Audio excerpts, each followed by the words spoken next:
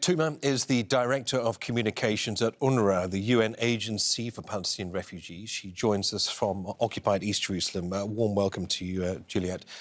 So 3,900 trucks have entered the Strip in the past few days since the ceasefire came into force. We've just been hearing from our correspondent on the ground in Gaza, talking of the immense challenges faced in distributing that aid, from blocked roads to damaged warehouses. How is it being best used at the moment to meet the immediate demands of the Gazan people?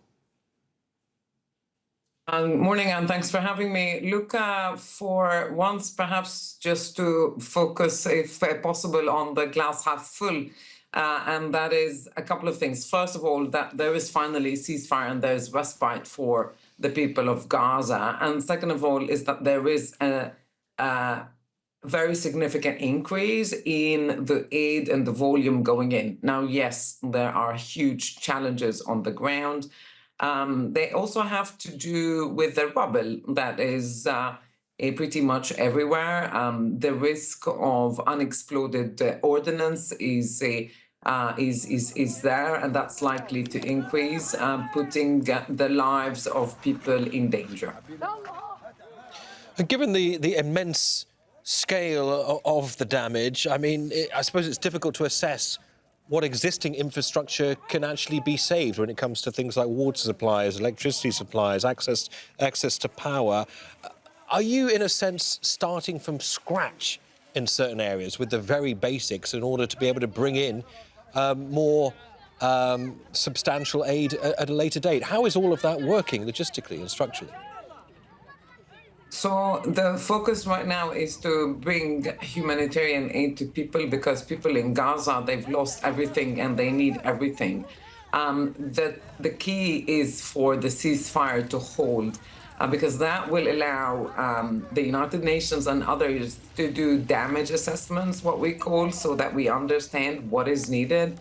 And then comes the reconstruction and the recovery. For now, what needs to happen is for the ceasefire to hold, for humanitarian supplies to come in, and also, very importantly, commercial supplies, so that we decrease the dependence on humanitarian aid.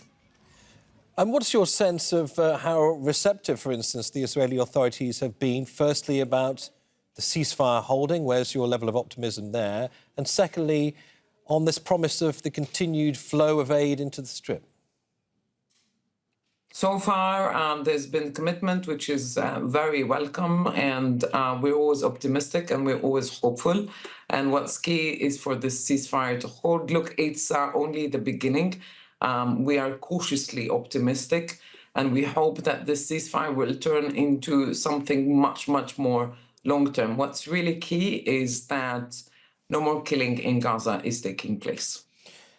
What's happened in Gaza will undoubtedly have a profound and deep effect on its people for many, many years to come. I mean, 17,000 children are orphaned, huge numbers killed and maimed, 1 million children suffering severe mental health problems, says the United Nations. I mean, what can be achieved within this fragile window, this initial phase of the ceasefire, to help Gaza's most vulnerable, its children?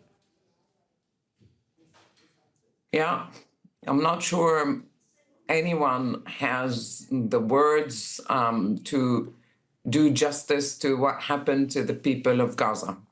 And really, the focus is, how do people overcome? So rather than just focusing on trucks and supplies coming in, which is really, really welcome, I think there's a lot to do on the mental health and to help people overcome the shock and trauma, not only children. It is safe to say that everyone in Gaza is shocked, traumatized, exhausted mentally and physically after the 15 months of one of the most brutal wars in the Middle East and across the world.